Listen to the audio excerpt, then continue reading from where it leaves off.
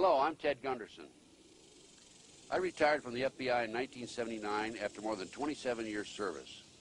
At the time of my retirement, I was a senior special agent in charge of the FBI Los Angeles Division with more than 700 people under my command and a budget of more than $22.5 million. I recently decided to produce my own radio talk show. One of my guests was Gene Chip Tatum, a former CIA 25-year black ops operator.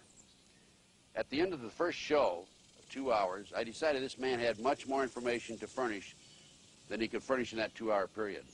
I had him back for 13 more shows. I interviewed him for a total of 26 hours.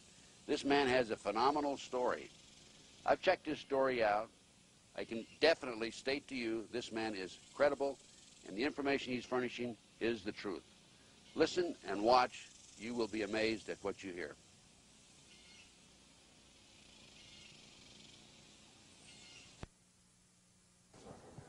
Hi, my name is Chip Tatum, and I'm an ex-intelligence officer for the United States government. 25 years ago, I started my service as a young airman in the United States Air Force. I went through Special Forces training as a combat controller and was subsequently sent to Vietnam. During my tour in Vietnam, I was recruited onto a team called Team Red Rock. The operation that we performed was Operation Red Rock. It was an operation designed to move Lon Nol, the premier of Cambodia, off of the proverbial fence and onto the side of the U.S. government. During this operation, Team Red Rock was captured. Orders were given by the President of the United States that Team Red Rock should not return to the United States. During our captivity, all but 2 of us were tortured to death.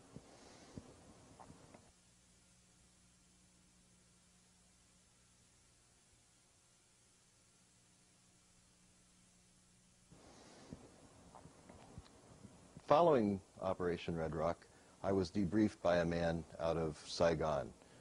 This man came to Clark Air Force Base in the Philippines, where I was being held as a patient, and debriefed me. During the debriefing, he explained to me what happened while we were in captivity and explained the events leading up to the captivity. He explained to me that when Washington decided to order Operation Red Rock, the President ordered that no one can ever know. With those orders to General Haig and to Dr. Henry Kissinger, the mission was given to Bill Colby, the station chief in Saigon, to prepare the mission and to ensure that the men performing the mission didn't return. At the end of the debriefing with Mr. Colby, he explained to me that I had a choice. I could either stay with the Air Force and go under the operational control of the CIA, or I could go under the direct employment of the CIA. I chose, as a young military man, to stay with what I knew. I enjoyed the Air Force, I enjoyed the camaraderie in the military, and I knew for sure that I wouldn't have to go back to Vietnam as an ex-prisoner of war. Well, I chose that route, and no sooner did I get back to the United States than I was turned around and sent back to the Southeast Asia area again. I moved in and out of Vietnam under the operational control of the CIA, attached to a company called Air America. My job was to jump into the area of downed Air American aircraft and communicate to move them out and extract them from the area. In 1975, my operational control missions sent me to a place called Yugoslavia. I actually based out of Italy, but we crossed the border into Yugoslavia to try to ascertain the condition of Tito and the condition of the country, to try to find out who was going to be replacing Tito in the event of his death. President Tito was very ill. I spent 2 years in that area of operations, and then upon Mr. Colby's advice, I left active service for the United States government. When I left service, I went into a place called Gunnison, Colorado. I started my family. I had a little deli. I was working in the deli one day, and a couple of the boys came in wearing suits and sunglasses.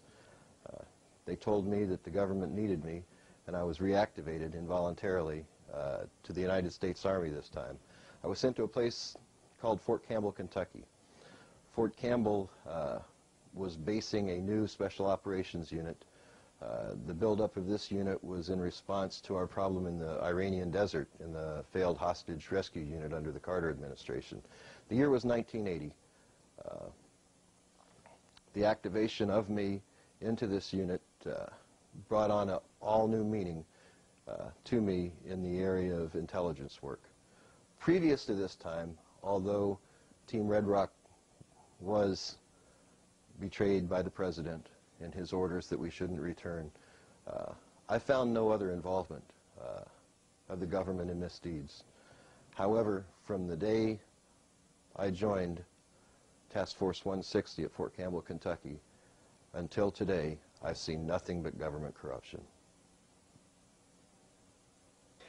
He said, pending before this court, and I won't bore you with the first language. By the way, copies of this are available over in our booth 228.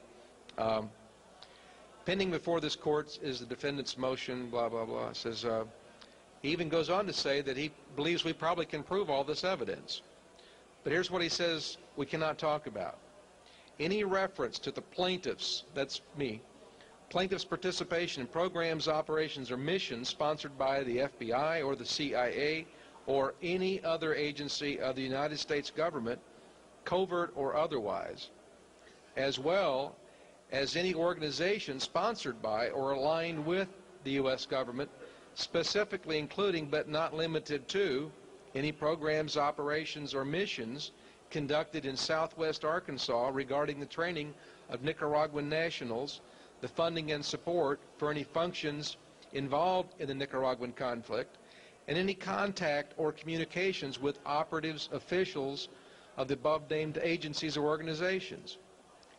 Any reference to President or Governor Bill Clinton and or Hillary Clinton and the Mina Ornella airports. Any references to Barry Seal and any alleged drug smuggling operation or other references to the Mina Ornella airports or to a business relationship of Barry Seal and Dan Lassiter, Lassiter and Company, and the Arkansas Development and Finance Authority, parentheses ADFA, ADFA, and ADFA's former director, Bob Nash. It is so ordered this 8th day of March, 1996. That was our lawsuit. And out the window it went, which, as I said in my letter as I filed it back to the court, what I found most interesting was this motion went beyond our lawsuit. And nowhere in our suit had we even named some of the people they eliminated reference to, which obviously was their own admission that they knew exactly where their liabilities were and wanted to make sure that we didn't get into court and somehow bring in the real scandal of this story, which is the money laundering aspects of what was going on with the huge profits generated from the cocaine activity. Many of you will wonder why I've decided to come forward today and how I can come forward as an ex-officer for the CIA, for the DIA, NSC, and let me explain that to you. I can come forward today because a federal judge has ordered at a federal trial that I was a defendant in, that the items that I wanted to discuss and present in my trial were not classified. And the reason he decided to do that is the last thing that judge wanted to do was allow that courtroom to hear what I had to say. He had to, first of all, under the CIPA requirements, that's Classified Information Procedures Act of federal court, he would have to get security clearances for all of the jurors, for the U.S. attorney, and for my attorney, and all of the clerks in the courtroom. No, judges, although the judges aren't required to have that clearance, he would have had to have his staff cleared. The clearances presented a problem in that it would have delayed the trial several months, and they would have had to allow me bond of some sort at that point. At that point, I'd been held without bond because I was a flight risk and a danger to society. The statement made by the Federal Bureau of Investigation after arresting me was that I had traveled outside of the country. Well, of course I had. That was my job. So that made me a flight risk. Even though my family lived here, I was still a flight risk. So I was held in prison. They can do that. They can do that for an undetermined amount of time in any federal case in the interest of justice. They can delay your Speedy Trial Acts in the interest of justice and because the courts are backed up.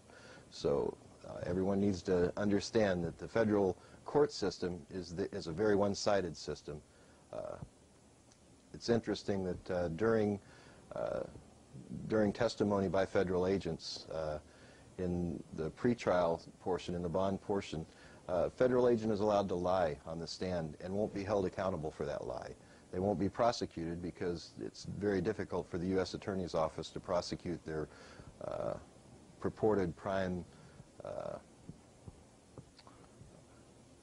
persons that will provide testimony during the body of the trial.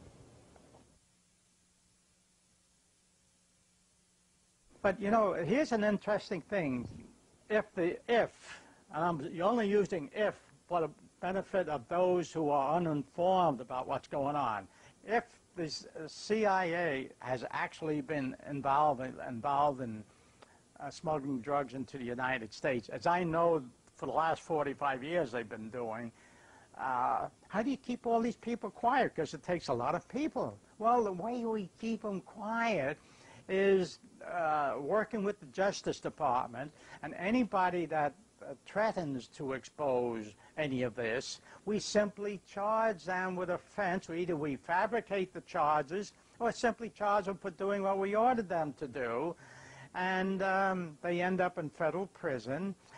Usually federal judges will cooperate, as I describe in my books, where federal judges will not let them bring in any of the CIA witnesses or won't let them produce the CIA, the documents showing that they were CIA, and they end up in prison. And this, I mean, there's hundreds of people that this has happened to.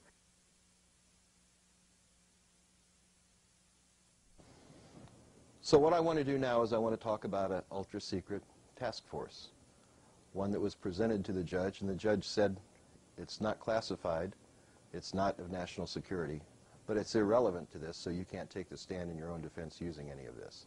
So that allows me to talk to you today without prosecution.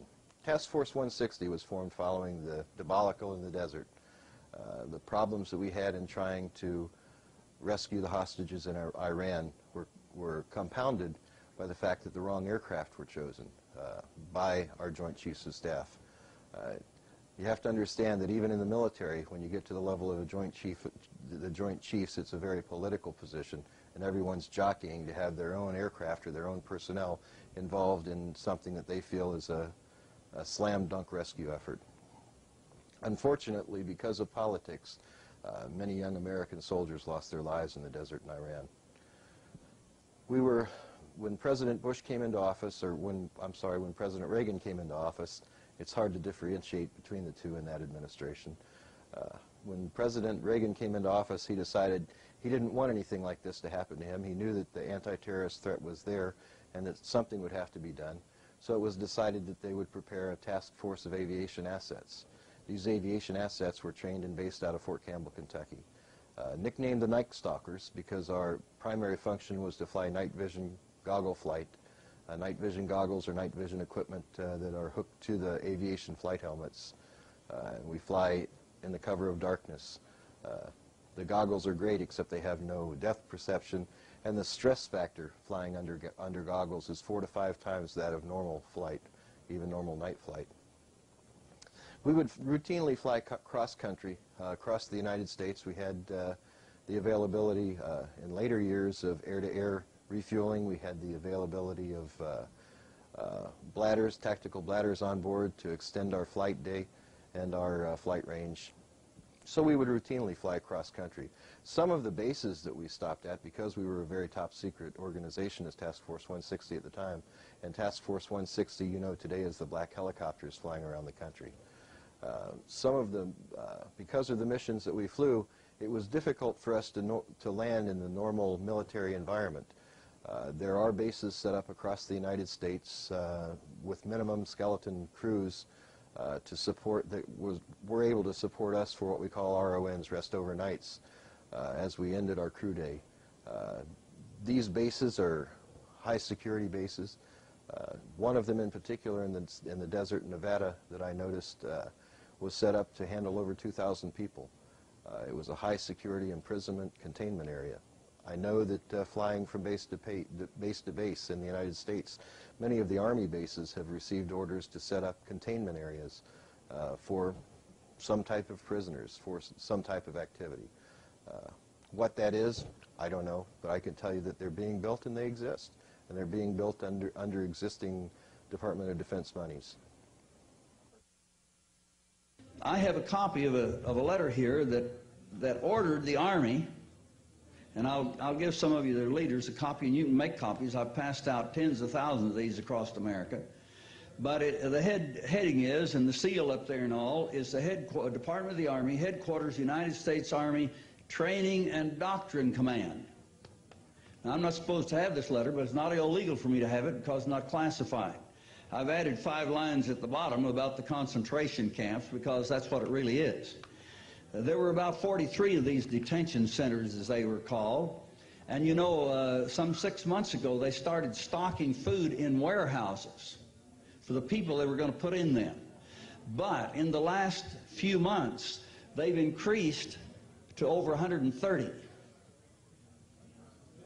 And many of them are on military active installations and on what was former some of the 96 closed military installations that were supposed to be returned to the citizens as real estate and so forth.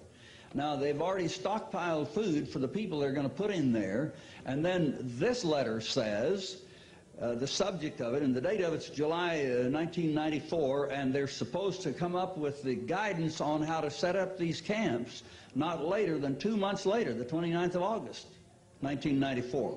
So we have to hold the commander-in-chief, who's now in office, responsible for this, because no 4-star general at that headquarters would issue a letter like this unless he'd been ordered to. Do you understand that? He'd be, you know, subject to court-martial. The high security bases are closed bases. Some bases aren't. Some bases have highways that you can drive right through. However, when you look at this area, you'll just think, hey, look at the barbed wire around that place. I wonder what's in there. Well, not much is in there right now, but something will be in there. And it will be people. It won't be equipment. They're not designed to hold a lot of equipment. They're designed to hold a lot of people. They're not warehouse areas.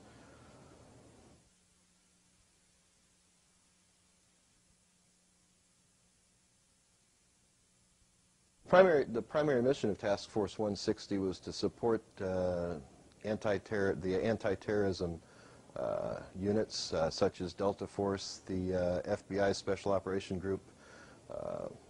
We would provide aviation assets for those assets. On the military side, we would provide aviation assets for special operations, for the SEALs and so forth. However, direct orders and direct functions were controlled by the National Security Council. We didn't fall under the TO&E, which is the equipment. We weren't tasked as members of the military. We were a separate entity altogether. Didn't exist in the military. As a matter of fact, during the Grenada invasion, there's a picture of me from a Louisville newspaper standing on a beach in Grenada with my Hughes 500 with about 70 bullet holes, entry holes into it. I sustained 2 broken ribs during the attack, and nothing you will ever find will show that type of aircraft as being one of the aircraft on that invasion. Yet there's a picture of me not being there on the front of the newspaper. The particular reporter, Jim Malone, who's been trying to trace this and get the Air Force or the Army to own up to it, the Army still contends that doesn't exist. That didn't happen. Yet he's the man who was standing there talking to me on the beach, at the beachhead in Grenada.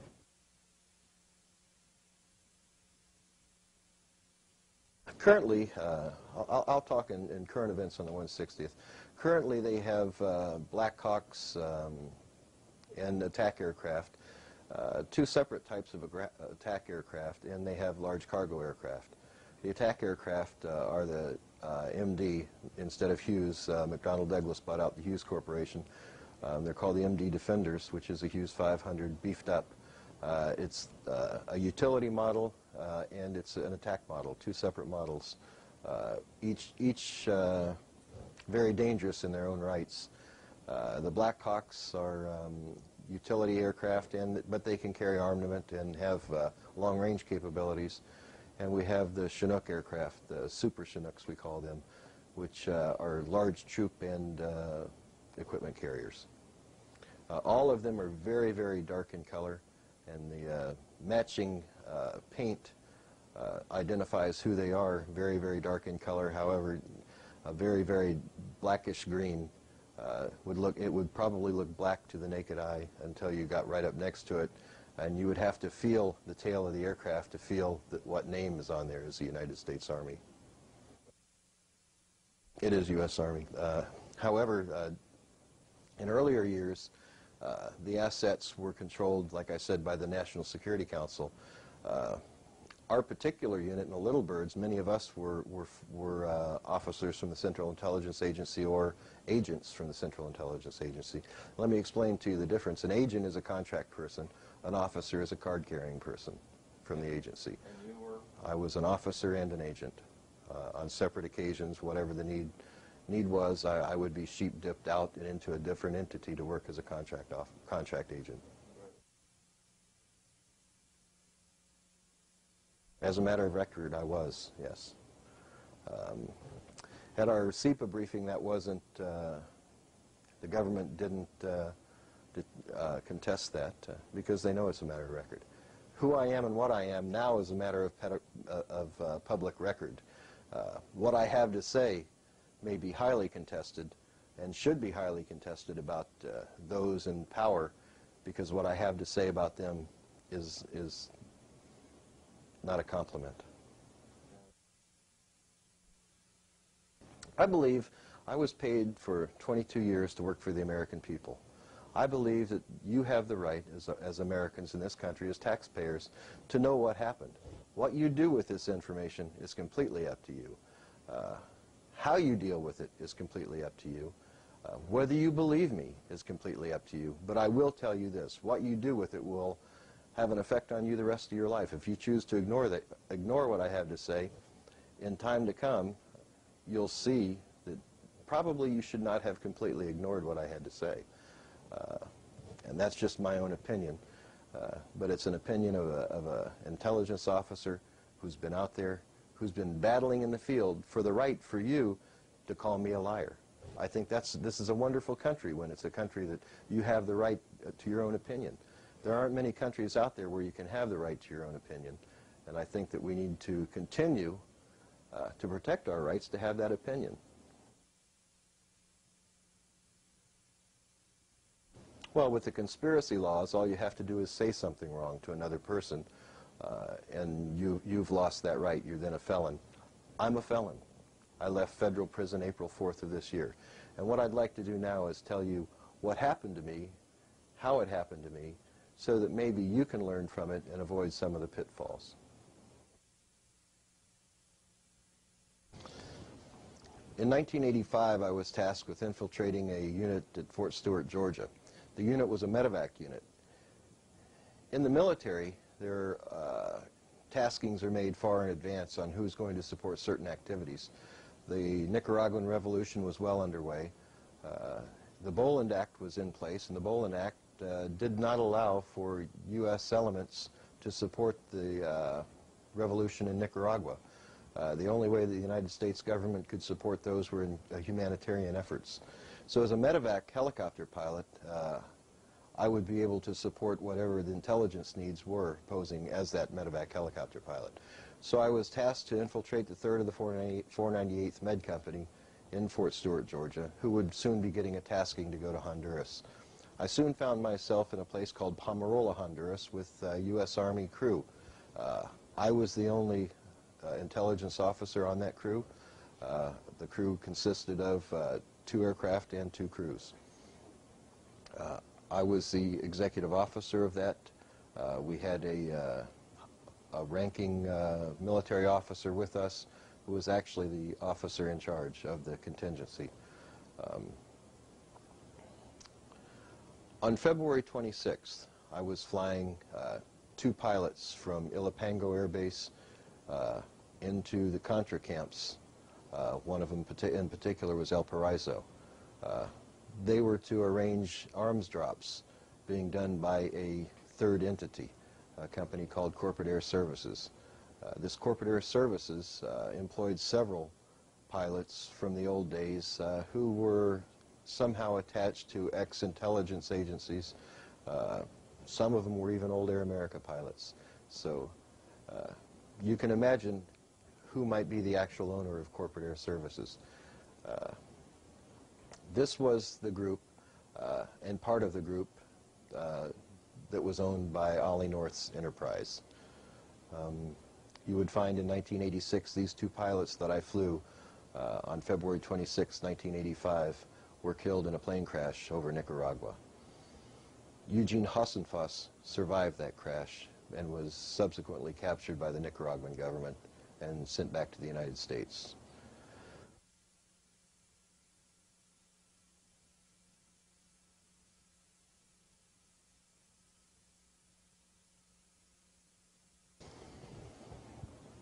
On that day, on February 26, 1985, after picking up Mr. Cooper and Mr. Sawyer, the pilots, from their meeting in El Paraiso, they came out of the meeting and they had a cooler marked vaccine. The cooler was a large cooler, probably about a 96 or 100 quart size, if you understand the sizes of coolers, very large, commercial grade. It was sealed and it was marked vaccine. We put it on board the aircraft. We flew all of them to La Mesa, Honduras. The two pilots were scheduled to catch a flight back to El Salvador. The cooler was destined for Panama to a Dr. Harari.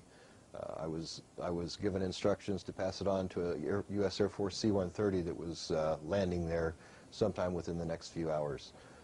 When we unloaded the cooler from the aircraft, the seal broke on it. It popped open. I think that probably the hard landing that I had and bounced it around inside the aircraft on that particular occasion on a very hot day helped aid in breaking that seal. But when the seal broke, we found a large quantity of bricks wrapped in a blue medical tape. We opened it up. I put my finger across the powdery substance, crystalline type powder, put it on my tongue, and it immediately numbed my tongue. Previous experience told me that this was cocaine. In estimating the amount of cocaine inside that cooler, it was over 100 kilos of cocaine.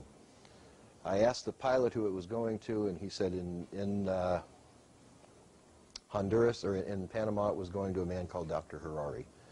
Dr. Harari, I would find out later, was actually Mike Harari, a Mossad agent assigned to General Manuel Noriega as a confidant. Upon arriving back at Pomerola Air Base, I immediately went into our secure lines I called Washington Switch, and I advised them, my controller at Washington Switch, what I had found. My controller, a man codenamed Jake that I'd met in earlier years in Task Force 160, was actually Ollie North. Mr. North told me that it was evidence that the Sandinistas were dealing in cocaine. The Contras had confiscated it during a battle from the Sandinista government, and it was destined for world courts, for the warehouses, and to be used as evidence in world courts against the Sandinista government. During my time in Honduras, probably 8 tons of medical supplies in a light powder and a crystalline, 2 different substances, were flown by my medical aircraft. Always marked medical supplies of some sort, and normally delivered to waiting C-130s or civilian C-123s or DC-3s in the area of operations. On one particular occasion, following my initial find, I had an engine failure. During the auto-rotation process, the blades on my aircraft had been put into a negative pitch position so that it would not auto-rotate correctly. After landing and having the maintenance officer look at the aircraft, we did survive the landing. It did damage the aircraft, but Mr. Cooper, our maintenance officer, looked at it and said, "It's amazing that you guys survived. These blades are completely negative pitch. They should never have rotated on their own. They should have gone into a counter-rotation and dropped you out of the sky like a Dipsy dumpster." Fortunately, having aviation skills that I have, and that's what I do for a living. I can fly an aircraft under any radar anywhere. That's my forte. That's why I was chosen for this, and that's how I was chosen to be used in the intelligence community throughout my career. Having survived that, we knew that there were some problems. So on the back of our flight plans, I would normally try to cover ourselves and provide insurance for what was going on. My passengers were written on the back of the flight plan after I landed. The cargo that we found on board the aircraft were written on the back of the flight plans after I landed. And anything having to do with the mission that was of interest were written on the back of the flight plans after I landed. This was all done at base operations where the flight plans were filed at Pomarola Air Base in Honduras. During this 3-month period, we collected a number of documents in both flight plans, mission briefs, and mission air-evac medical reports that we made these notes on. It's interesting that they aren't just my notes. I did have crew members who can corroborate most of what I have to say. They remember the instance as well. So you developed insurance, in other words.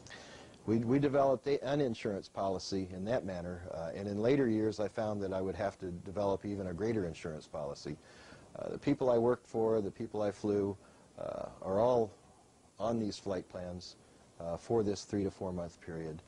They were filed with base operations, and a very trusted Honduran government official kept those in his chain of custody so that they were protected through the years.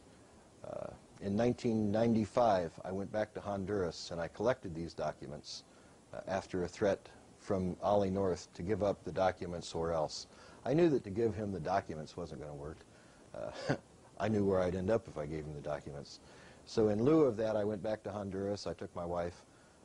We flew into Honduras. We were followed. When we landed in Belize first, I knew that we were being followed at that point. I was able to evade the person who was assigned to follow us so that I could meet with the person who had these documents. He gave me certified copies of the documents, and we returned to the U.S. Within 2 weeks of returning to the United States, I was arrested by the FBI and placed in prison. But let me tell you even a little more about the instances that followed my arrest. In 1995, I was arrested by the FBI within 2 weeks of returning to the United States from Honduras.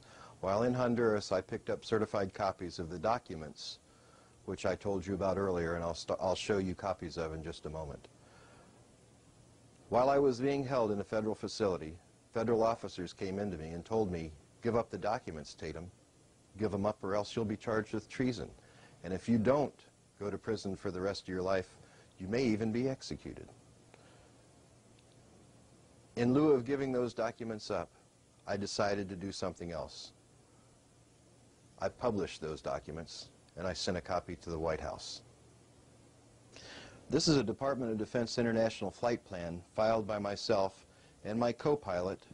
The names in this section: Robert Brantner, our crew chief was a Mr. Rodriguez, and our medic was Gary Watkins. This flight plan was filed with base operations on February 26, 1985. The aircraft call sign was Dustoff 713. The actual number of the aircraft is also indicated on the flight plan.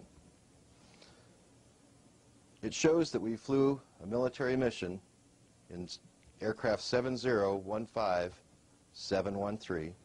We refueled at La Mesa. It shows that the people we flew as passengers were sent from Wally World, which was the intelligence compound at Pomarola Air Base. The names of the passengers were Cooper and Sawyer. Now, if you'll recall from a few moments ago, I told you about the cargo we flew. On the opposite side of this flight plan, we have the cargoes. As you can see, we were destined to transport vaccine to La Mesa. There was no one there to pick up the vaccine for 1 hour and 45 minutes.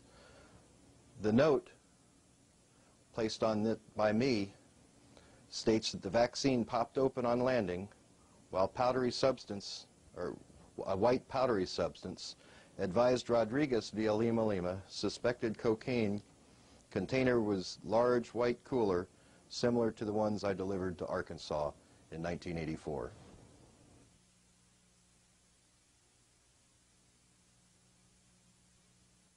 The stamp on it is Copia Certificata, which is a certified copy provided by the Honduran government.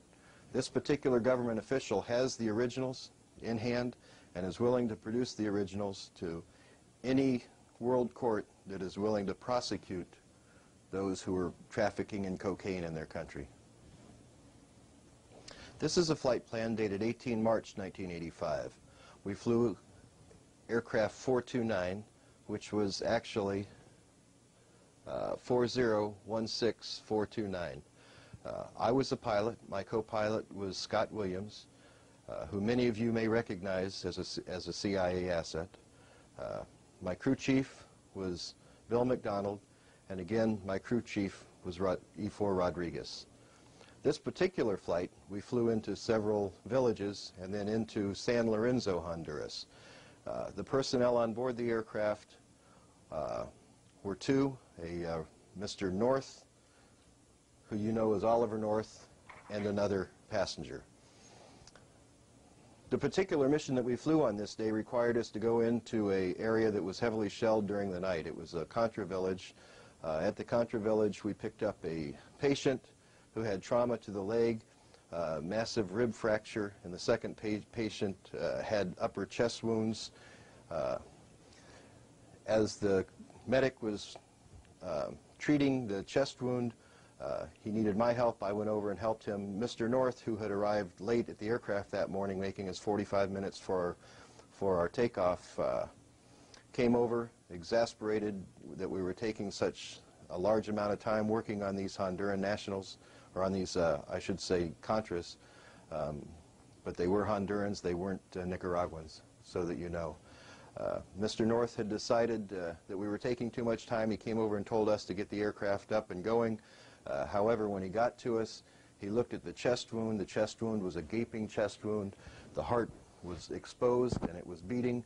Mr. North fainted.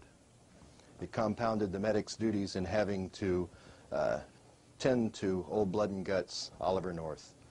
He made the notes on this, his medical evaluation. Additional medics' comments are on the reverse of this particular flight plan. Can you give us a clue what that's saying there on the comments?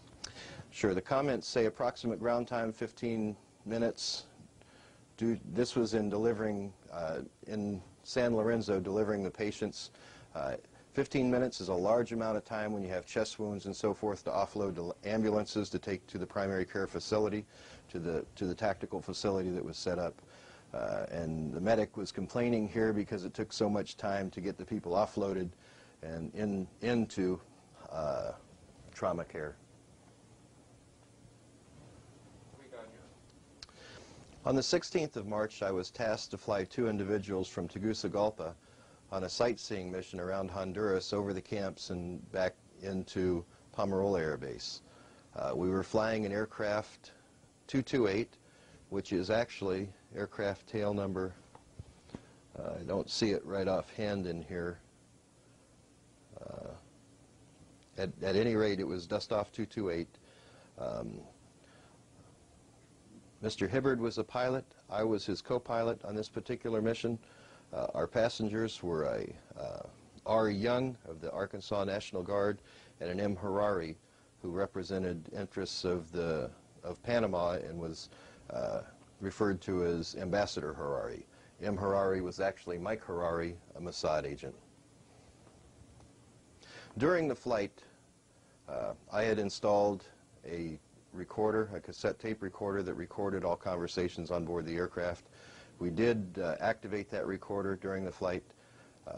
The personnel in the back of the aircraft, talking on our private intercom, did not know that what they were saying was not private. In the conversation between Mr. Harari and Mr. Young, Mr. Young was asking Mr. Harari basically, what's going on here? But he says Arkansas has the capability to manufacture anything in the area of weapons, and if we don't have it, we'll get it. Harari said in return, how about government controls? Well, Young then came in and said, the governor's on top of it, and if the feds get nosy, we hear about it and make a call. Then they're called off. He was looking around the countryside and continued, why the hell would anyone fight for a shithole like this? Harari referred, shaking his head in awe, what we do has nothing to do with preserving a country's integrity. It's just business. And third world countries see their destiny as defeating borders and expanding. The more of this mentality we can produce, the greater our wealth. We train and we arm. That's our job. And in return, we get a product, far more value than money for a gun. We're paid with the product, and we credit top dollar for the product. Still looking confused. Buddy was still looking confused, and Mike continued. Look, one gun and 3,000 rounds of ammo is $1,200. A kilo of product is about $1,000. We credit the Contras $1,500 for every kilo. That's top dollar for a kilo of cocaine down here. It's equivalent to the Americans' Kmart special, buy 4, get 1 free. On our side, we spend $1,200 for a kilo and sell it for $12,000 to $15,000. Now that's a profit center. And the market is much greater for the product than for the weapons. It's just good business sense, understand? Buddy responded with, damn. So you guys promote wars and revolution to provide weapons for drugs. We provide the non-numbered parts to change out, and we all win. Damn, that's good. Harari, the Mossad agent, said in return, it's good when it works, but someone, how do you say, has his hand in the gopher? Buddy responding on the defensive. Well, we get our 10% right off the top, and that's plenty. Goofus can make it go a long way. Harari responded to that. Who is Goofus? Governor Clinton. That's our pet word for him. You know, they call the president POTUS for President of the United States. Well, we call Clinton Goofus for Governor of the United States. He thinks he is, anyhow. That's your problem in America, Harari responded. You have no respect for your elected officials. They're more powerful than you think and have ears everywhere. You should heed my words and be loyal to your leaders, especially when speaking to persons like me. Your remarks indicate a weakness, something our intelligence analysts look for. Hell, Mike, everybody knows that Clinton wants that White House and will do anything to get it. That's why I'm here instead of someone else. We know about the cocaine. Hell, I've picked it up before with Lassiter when he was worried about going on to Little Rock Air Base to get it. A new line of conversation ensued, and in this line of conversation, Young said this, answering Harari's question about what's going on in Arkansas. Clinton thinks he's in charge, but he'll only go as far as Casey allows. Me and my staff, we keep the lid on things. You know, complaints about night flying Arkansas people are private folks. They don't like a lot of commotion, and Mena just isn't the right place for the operation. It keeps us busy at the shredder, if you know what I mean. Dan the man, speaking of Lassiter, he does magic with the money. Between him and Jack Stevens, we don't have to worry a bit about it. Then we got Parks. If there's any problem, he's the man. Finnis oversees our drop zone. Nash, he's just like the boss. Boss's yes man. Personally, I think he's a mistake. And in finishing their conversation, he spoke of a man named Barry Seal. Buddy Young said, Seal and his guys, I like his attitude, and leave the driving to us, he said, quoting one of Seal's good old boys, saying, you like Seal? Mike asked. Buddy returned with, hell, he's the only one I trust. Respect is the word. Do you see much of him? Harari asked. Hell yeah, we test drive Clinton's rides before we send him on, you know. He laughed, grinding his hips, saying, how much coke do you reckon you can make in a week? Harari responded with, one camp can produce 400 keys a week. The others are about half that. But that's just our operation here. We have other sources in various parts of the world. Why do you ask? What? Oh, the governor wanted to know our capacity. Mike, who else is on the team? Well, hell, I forget who I told you about. Harari ran down the list from his memory, and then Young continued, oh, there's a manufacturer, these two, and the tape stopped at that point. That's a taped conversation between Mike Harari and Buddy Young. Buddy Young was the security chief for Governor Clinton of Arkansas. What are we looking at? This is a Department of Defense International Flight Plan filed on the 30th of March 1985 with operations at Pomerola Air Base. The flight was actually a day flight into La Mesa and then on into Tela, Honduras.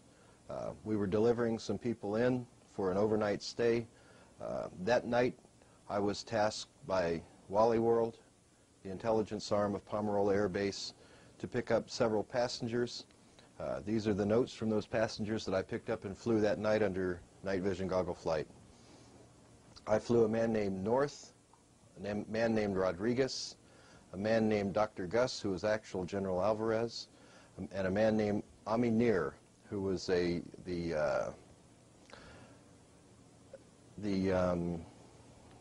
counterterrorism counselor to Shimon Peres of Israel. I flew them into Rus Rus, a camp outside of the main camp where a cocaine kitchen was operating by the Contras. We then went to Santa Ana, another cocaine kitchen in operation by the Contras. North said the following: Vice President Bush was going to take care of Seal and Noriega. They spoke about the meeting in Costa Rica 6 days prior, said Barr had spoken to Bush via SATCOM. The Vice President ordered that Seal and Noriega be taken out. When Barr handed me the phone, Vice President Bush seemed very agitated.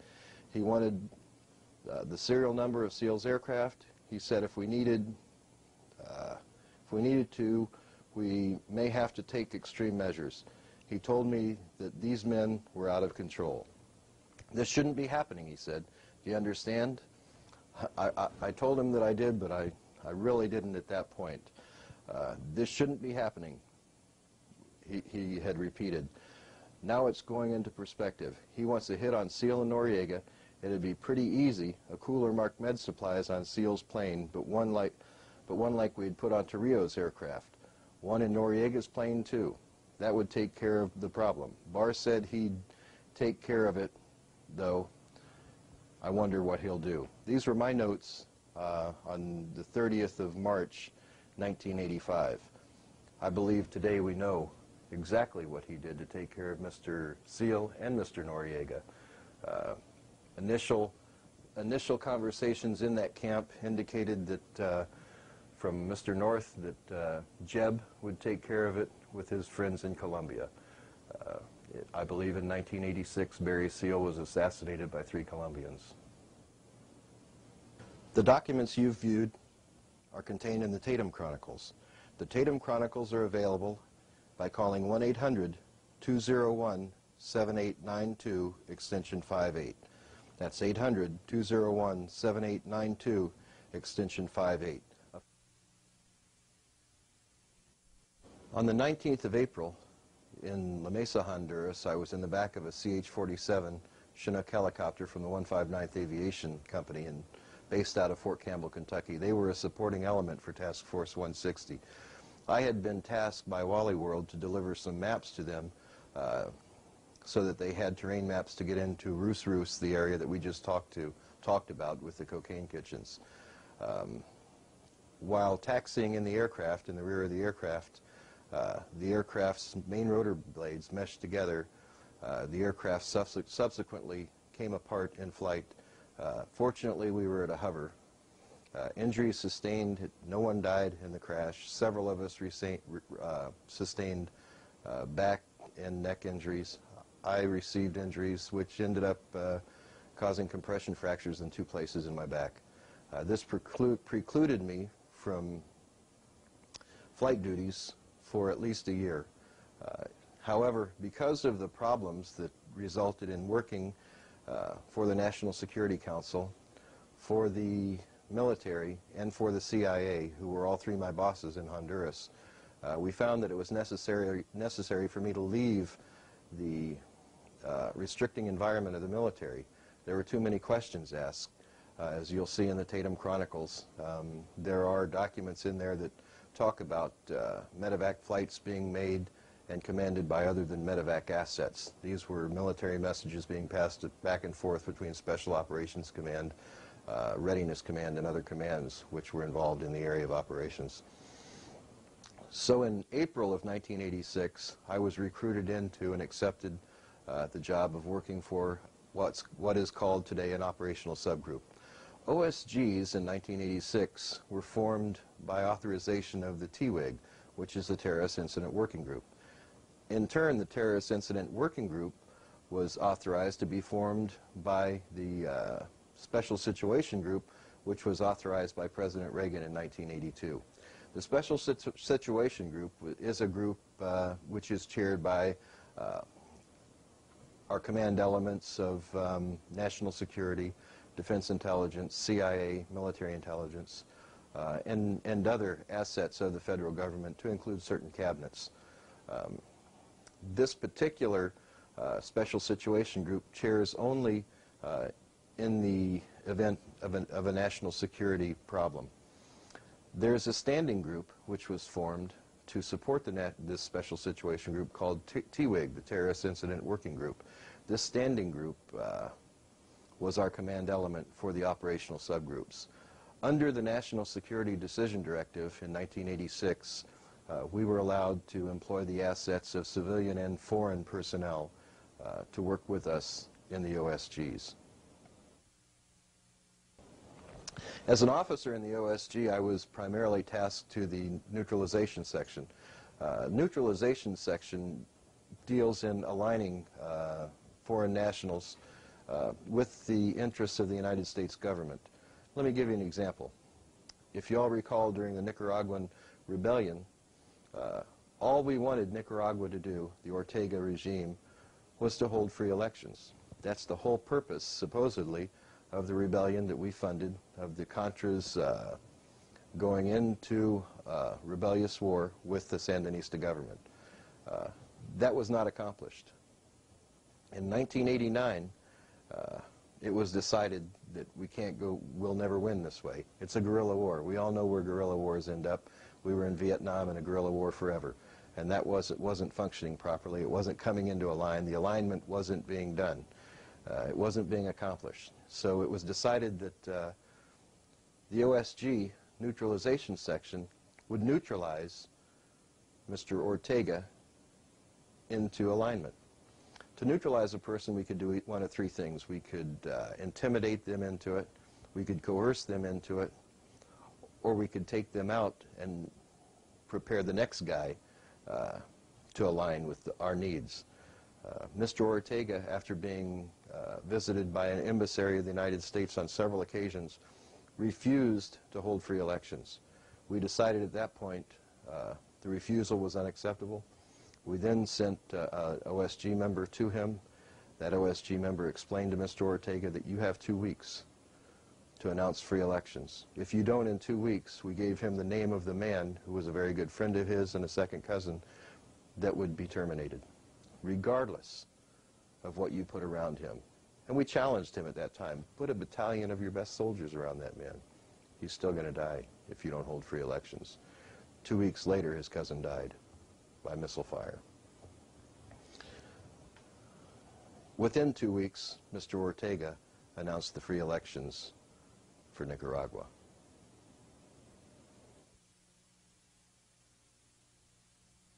The neutralization. As I say, neutralization in that particular instance took form of a termination which was actually a form of coercion, coercion or intimidation to align him. That's happened around the world. In that particular instance, I have to say that I believe that was in the interest of the United States. So let me tell you why. When we put defense satellites into orbit, the telemetry for many of our satellites didn't come out where we wanted them to come out. It came out in a little Central American country. We have a place called a tactical site in Honduras, which needed to be protected at the time because the telemetry of these defense satellites and intelligence satellites all came together there. We needed to protect the borders, and having instability there with all of this data and information flowing right into that area was imperative to national security.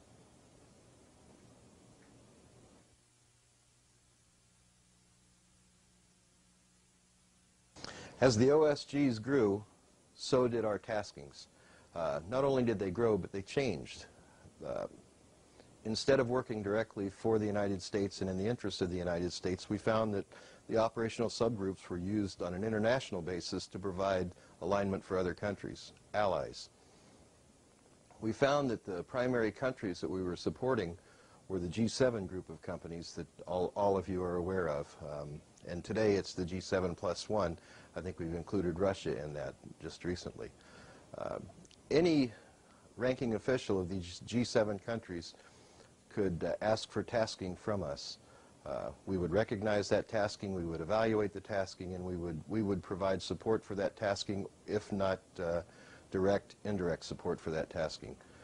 However, any neutralizations that were performed through our section had to be performed by order of a U.S. official. That usually required, if it included intimidation or coercion, it was simply required by a ranking member of our National Security Council. If it went beyond that, it required the signature and authorization of the Executive Office of the United States.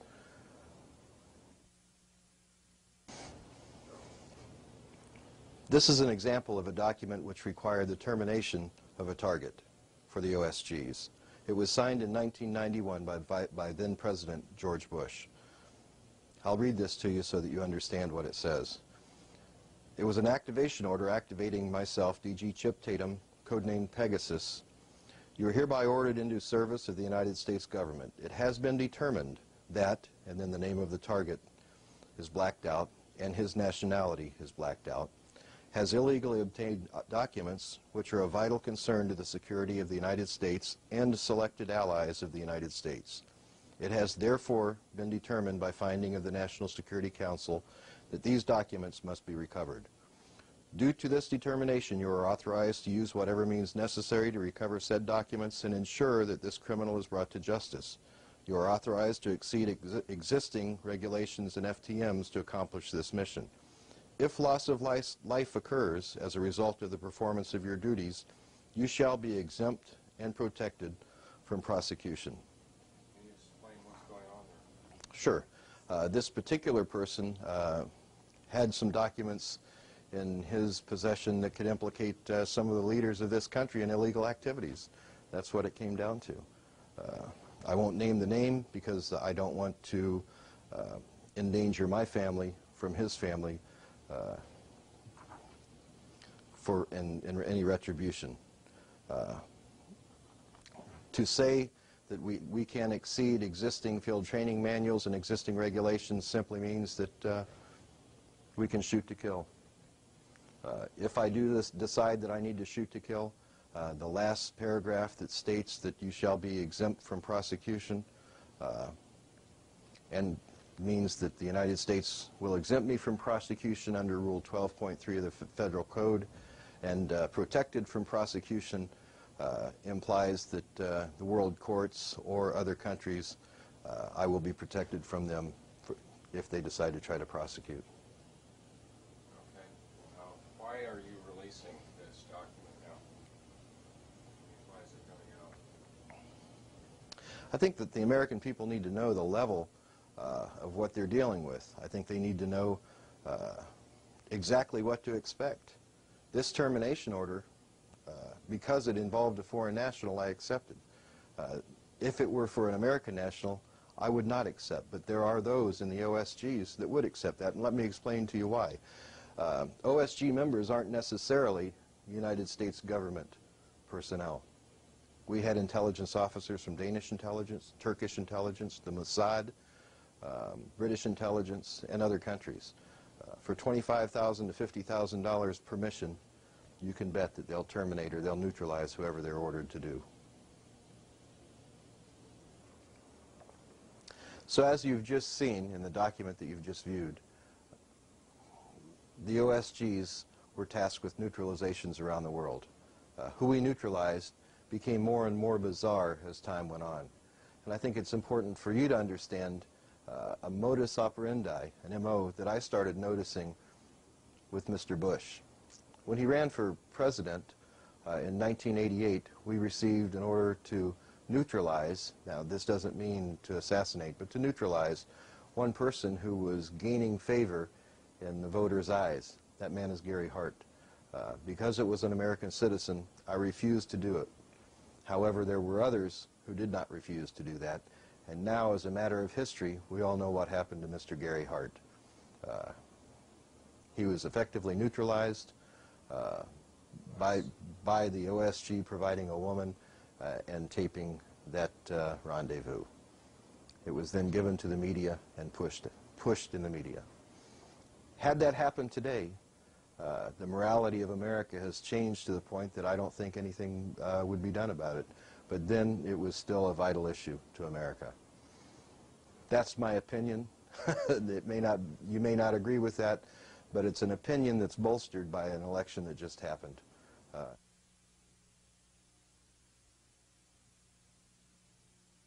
The next instance that I was tasked to neutralize an American citizen was in the 1992 election. I was asked to neutralize a candidate for a third party. This candidate was gaining favor in the voters' eyes. He was growing fast, and he's a person most of us know. His name is Atros Perot. These young people could cause the American people to regain confidence in their government overnight if they would put this in place, right?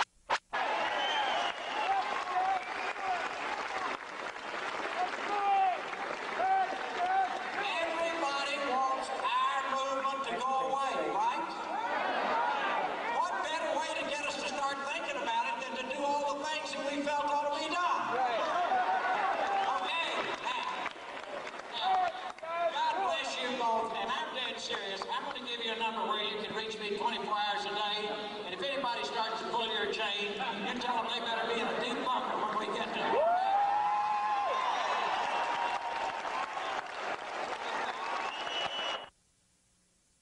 I was told to neutralize Perot in a meeting in early 1992, 1991, and I refused to do that.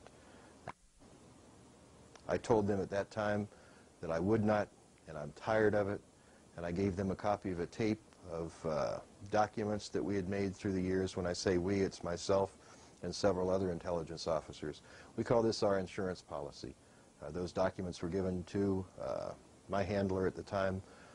He was instructed to pass it on to Mr. Bush, who had given the order for Mr. Perot's neutralization. No, I don't think so.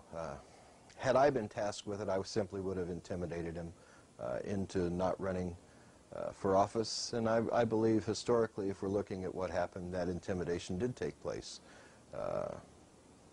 I did cause word to be given to him during that election that there was going to be a neutralization attempted and that he needed to be aware of it. He announced, I believe, early in the running that there was threats of blackmail made against him, something to do with his daughter, and he decided to drop out of the running.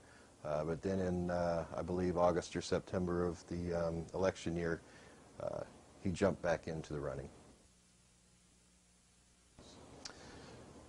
I had told a good friend who was working out of Tampa, Florida for the government, and it is my information from him that it was at Saddlebrook Resort in Tampa, Florida, that Mr. Perot was told of the neutralization order. And this information came from you? This information did come from me to this federal officer.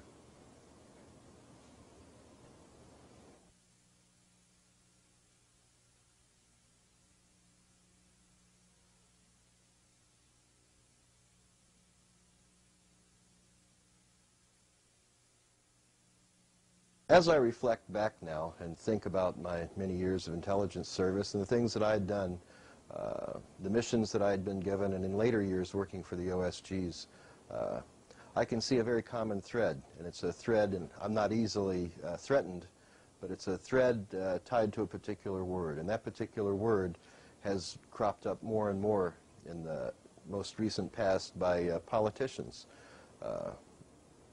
There was a politician, a senator,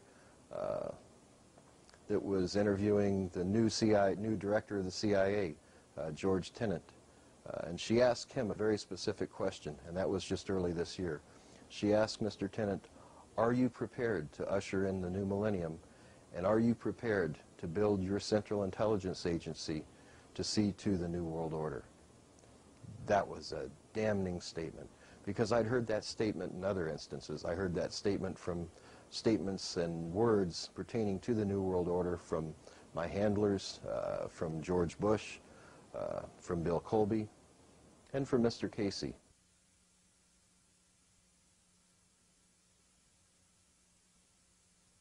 George Bush was one of the highest up that I'm aware of, if not the highest up that I was ever exposed to during the course of my White House Pentagon level mind control victimization. George Bush began with the United Nations. He went on to head our CIA. And then by everything that I witnessed and experienced, it was George Bush who was in control of our country through 3 administrations, because Ronald Reagan answers to George Bush. Then George Bush was in office himself. And after that, Bill Clinton went into office. And I heard Bill Clinton and George Bush once discussing how when the American populace became disillusioned with Republicans in control of our country, bringing us into the New World Order, that Bill Clinton, as a Democrat, would be put into office. And it was also my experience to have witnessed Bill Clinton answering to George Bush. So we certainly aren't blaming everything on George Bush. There's a lot of other players that are named in our book, Transformation of America. But it's very important that people understand who's at the top of this effort so that they know exactly what the problem really is. Now, let me define how anti-government I am not. Because I am not anti-U.S. Constitution. How many of you are totally for our U.S. Constitution? How many of you are totally against those who are trying to do away with our Constitution? How many of you did time in the military, or maybe you're an ex-policeman like me, and have sworn to uphold the Constitution against all enemies over there and over here, foreign and domestic? Okay, I have twice. And I was born in a conservative American family, and my dad was a conservative, and so I guess I'm now an extremist. Why? Because they want to discredit everybody who doesn't want world government. Everyone who won't buy the party line is now an extremist, you see. So we can be labeled, and most of the people who don't know what is going on will buy the lie and turn against those who really know what's going on and who can educate others and help them stop it, perhaps. Now, I can see that everything we were doing from 1986 in the OSGs until I left in 1982, 1992, were designed to align countries into a one-world government. There's no doubt in my mind that that's what we were doing. There's no doubt in my mind that that timetable by the end of 2000 will be accomplished. As a matter of fact, having seen certain time schedules for things to happen, not understanding what it was designed for, I can say that they're ahead of schedule right now. It's our job to deter that, to slow that down, and perhaps by slowing that down, by slowing it down at the very top levels of these group of elite, perhaps we can give us common people the opportunity to come together and decide that there's something better than what they have planned for us in the New World Order. No, I don't think that we have faced as critical a moment in American history since this republic began. And I say that advisedly. You look back over the course of our history, we've had a lot of crises. The great crisis of the Revolution and the Civil War and the Depression and the World Wars, we've been through an awful lot. But our founders predicted time and again that if the final threat ever came to the freedom of America, it would not be because of some external foe or invasion. It would be because somewhere along the way we lost the will, we lost the character, we lost the wherewithal to govern ourselves and retain our freedom. And I think you can see all around you in America today that there are signs that that crisis is upon us. A government that over the decades on the claim of war and the claims of peace and the claims of every kind of crisis they can find has expanded its bureaucratic control, its control over our resources, its control through regulation over every aspect of our lives. Some people have come along who seem to believe that it is the business of government to substitute for the work and the will and the energy and the responsibility of this great people. But you know, that's not how this country was built. It's not how we got here. It is not how we sustained its liberty during the 19th century or moved it to a position of world leadership in the 20th century. I do not believe that the challenge of politics in America is about the confidence we can have in our rulers. I believe it is about the confidence we must have in ourselves. And if we are willing once again, to assert that true confidence, then I think that we can put this country back on its path toward glory. Pyramids. At the peak of the pyramid, you've got a tiny, tiny few people who know everything there is to know about that organization. They know its real agenda, its real motivation, where it's really seeking to go. The further you come down from that pyramid peak in any organization, you're meeting more and more and more people who know less and less and less about what that organization's agenda really is. They only know their part in it. They call it compartmentalization. I always also call it the mushroom approach. Keep them in the dark and feed them bullshit.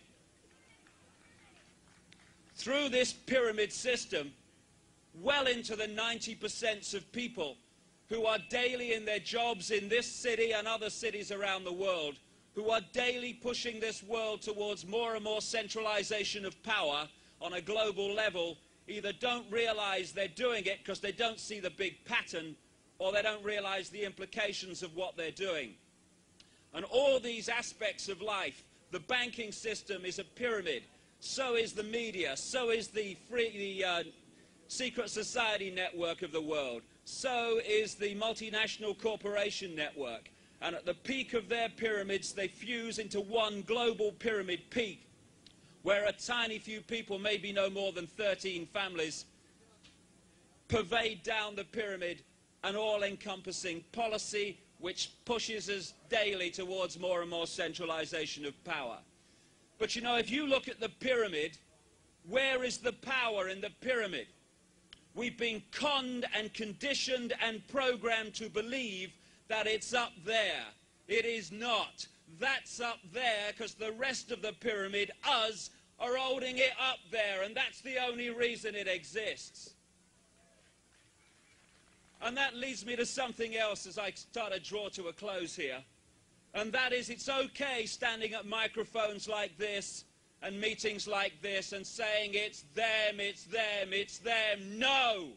It's only possible, this manipulation, because human race of the world, it is us that allow it to happen.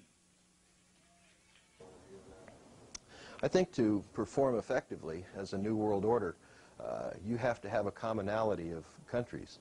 You can't have the separation of countries, the distinct separation that we have now. You know, you look at Ireland, who is a fairly poor country. They don't have all of the conveniences that we do in America today. So I think conveniences will be lost in some countries, and conveniences will be gained in others. The two-car system in America, the heavy use of fuel in the United States, I don't think that we'll be successful in a one-world government with obtaining the fuels to sustain that. I think that there's going to have to be a change, and I think that the government is seeing to that change on a very, very slow but very, very precise schedule. I think that the way that they will do this is they will slowly, and very slowly, but very precisely, enact little pieces of legislation, sometimes on an international basis under environmental laws, sometimes under state legislation, sometimes under federal legislation. But I think you'll see these little tags that are put on legislation will affect us for the rest of our lives. So, ladies and gentlemen, let me make a long story short. I think in reference to the subject of wetlands, drugs, guns, the environment, the FAA, FCC, atomic energy, which we haven't discussed, a variety of other matters. Uncle Sam, being an international power and having the authority to ratify and adopt treaties, has done so regarding these various subject matters. And when, in reference to some of these laws, that happens, it is quite often that Uncle Sam will come along and make a crime. You know, there are cases out there that have never been reversed where the United States Supreme Court says, gee, Congress does not possess the police power. If it doesn't have the police power, why are we having police powers being exercised? You can bet your bottom dollar that constitutionally, a lot of these crimes could fit where? Within the Constitution. Offenses against the laws of nations.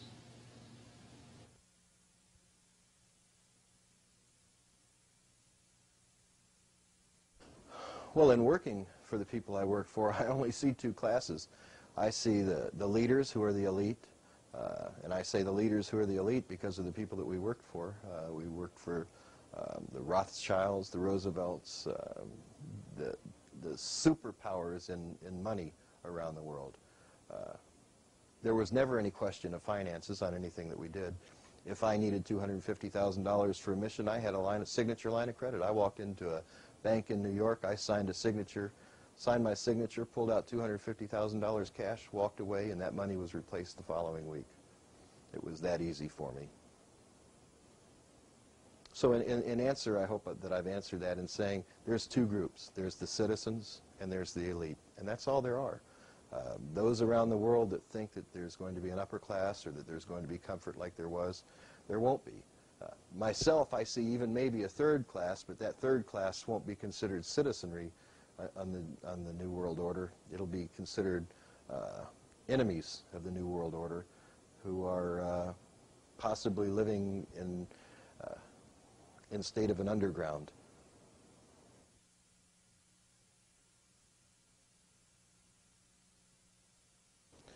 I think in summing up what I'd like to say to all of you who listen to this video and in the media, I'd like to ask one question. Is anybody there?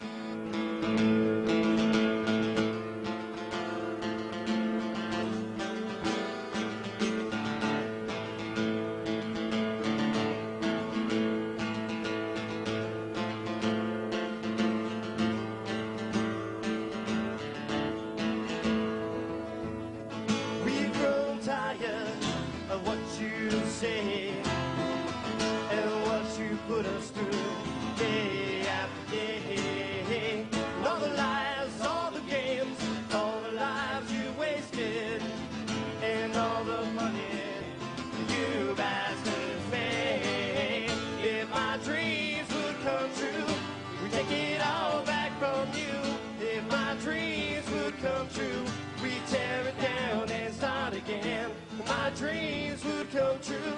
We take it all back from you.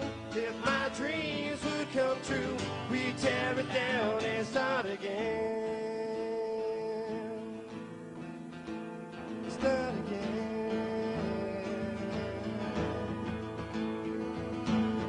We're sick and tired of how you behave and all the shit that goes down here day after day. Maybe one day you will see we'll take back what is ours and then destroy the hell you bastards made. If my dreams would come true, we'd take it all back from you.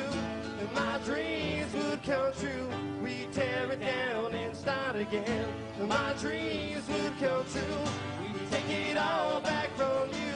If my dreams could come true, we'd tear it down and start again.